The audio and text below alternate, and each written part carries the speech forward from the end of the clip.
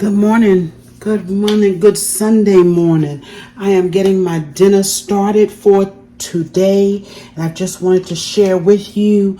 I know y'all have seen me cook beans many times. In this pot, I've got some smoked neck bones and a couple of smoked pigtails. Okay, I'm gonna put these on to boil for about an hour.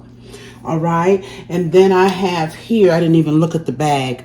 I think it's like a pound of baby limas. That's what we're cooking today, baby limas. All right, we are also going to be cooking rutabagas. All right, you've seen me do those too. I had two small ones. All right, I've already peeled the first one here, and I'm slicing it up. I always slice it kind of thin. Okay, I'm going to put these on to boil. They're going to boil about an hour and a half, 2 hours. I'm going to boil them in a little bit of salt pork. That's all I'm going to put in here is a little bit of salt pork. I do have a pork roast in the oven, a Boston butt. You've seen that too, so I went ahead and I seasoned it up last night.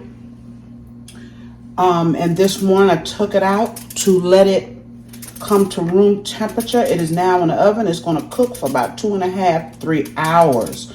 All right, I want all of this to come together pretty much at the same time. All right, so I'm going to continue getting this rutabaga, this other one peeled, cut up, and on the stove. All right, we're back with these lima beans. I'm going to drop them. I have rinsed them really good. Okay. We just dropped them into that beautiful water. I'm going to add just a little bit of water to them because you want to make sure your beans are covered. Okay. We're going to add some salt. Just a little for now. We'll check them later. And we're also going to put in some all-purpose adobo. All right. For a little taste, and we're gonna let them cook. These are gonna cook a couple of hours, y'all. All right, let's put our lid back on. I got them at around a medium. We're gonna take a look here at our rutabagas. They're doing good. All right, and I did add some salt pork to them. They got a good hour to cook. All right, I've got some cheese. I had a lot of cheese in the fridge, okay? Pieces of this, pieces of that. So I have a combination here of everything. I've got some extra sharp, mostly extra sharp. I've got a little piece of Gruyere I had left, a little piece of Havarti I had left. I've got some Velveeta in here, some Monterey Jack, okay? Yes, all of that is in here because I wanted to use up as much cheese as I could before it went bad. So that is for our mac and cheese. I have a little bit more over here shredded up for the top, which is just a medium sharp. In here is extra sharp. I'm going to put some butter in this mac and cheese. I'm going to put what's, I guess, equivalent to a stick of butter. Okay. I'm going to break it up just a little bit. We want it to melt when we put our hot noodles in. All right. All right, that's our butter. My noodles will be done really soon. And then we'll drain them off and we'll get them in this pan to go into the oven. Got some leftover cheese, make some mac and cheese, squash casserole, anything that you would put cheese in to use it up. Okay, my noodles are done. We're going to go ahead on and we're going to put them inside of this cheese.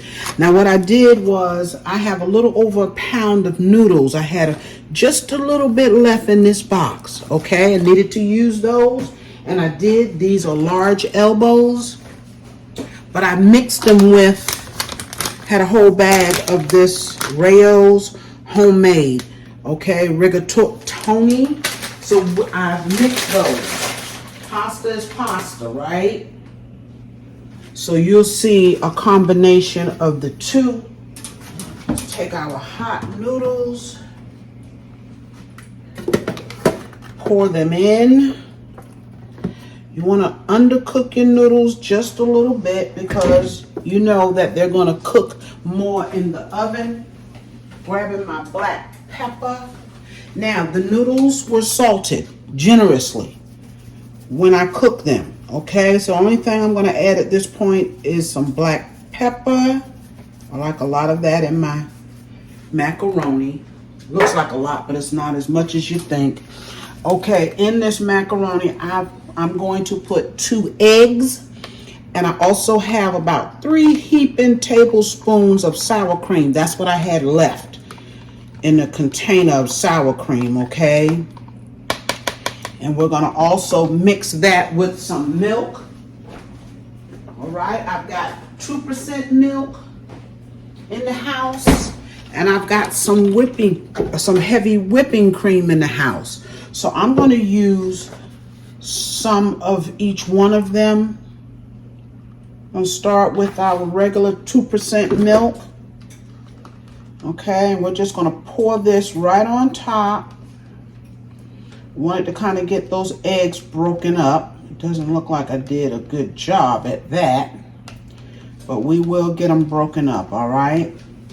Let's stir before we get started here. Let's stir up our cheese and noodles. That roast will be coming out soon. And this will melt, y'all. It will. If it doesn't melt now, it will melt in the oven. Just make sure you mix it good. Remember, we cut up some butter in here.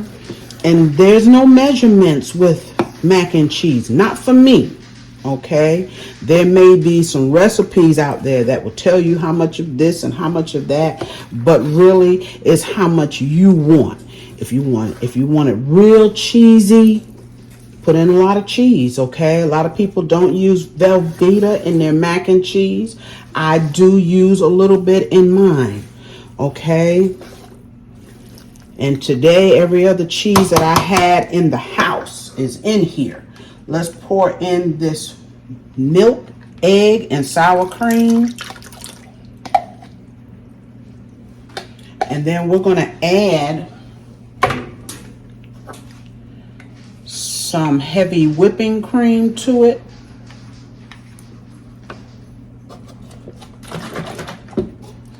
Okay, that's going to make it rich. Yes, you can use any kind of milk you want in your mac and cheese. I'm using what I have in the house.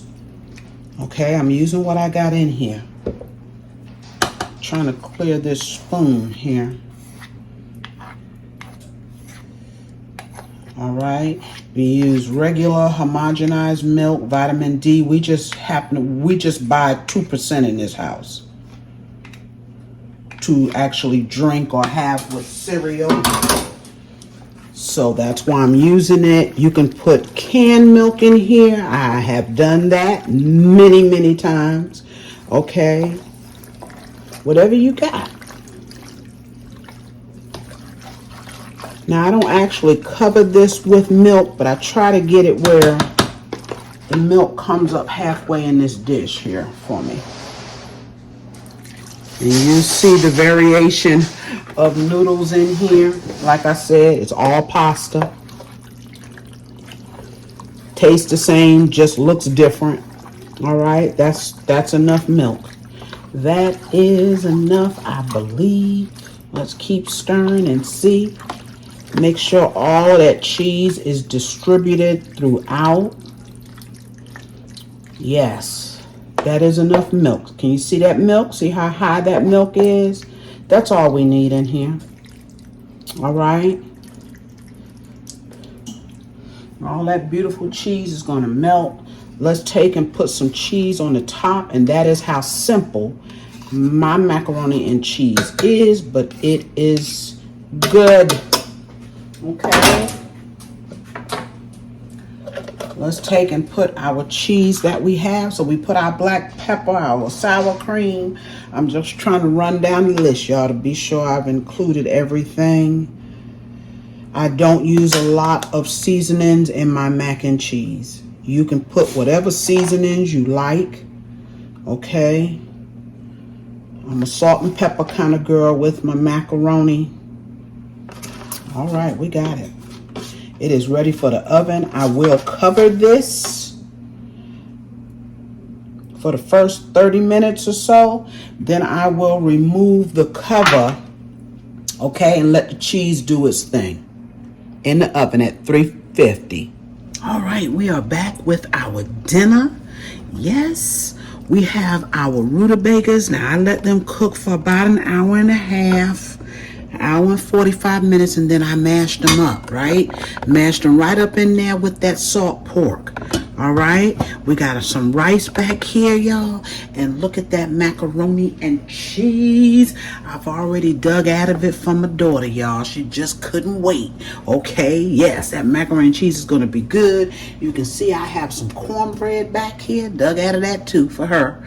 Okay, this was the Krusty's honey cornbread, y'all, and it's absolutely delicious.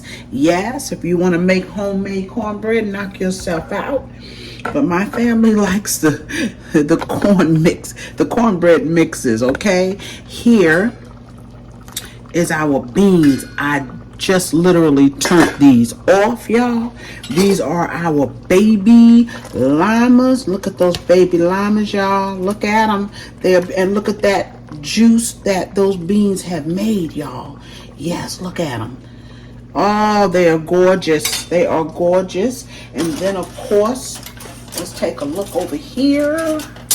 We have our little pork roast. Now, y'all did not see me put this on, okay? And my light went out, y'all. My light just went out. But it's all good. There we go. All right. This is our pork roast. Look at this roast, y'all. Look how juicy. I've cut off of this too for my baby girl. All right, we're gonna get into this now. This piece of small roast here, it'll be gone tonight. And see that beautiful juice it makes on its own. I put no water in this roast, okay? I just put it in the oven, let it do its thing for 3 hours, okay? And I did baste it with mustard, hot sauce, and this time I even put a little barbecue sauce by accident, okay? I opened it up and put it in a bowl and realized I shouldn't have, but it's good on here too, right? Oh my goodness, this is a good piece of pork, y'all.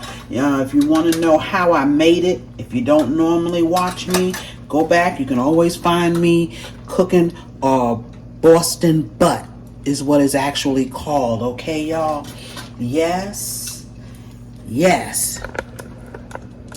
Thank you, y'all, for joining me for another Sunday's meal. Yes, y'all, I haven't fixed the plate yet. I will in just a little bit, okay? Y'all, please like, comment, subscribe to my channel if you have not, okay? And share my videos with anybody you know, all right? I'll be seeing y'all real soon with another video. Bye-bye, y'all.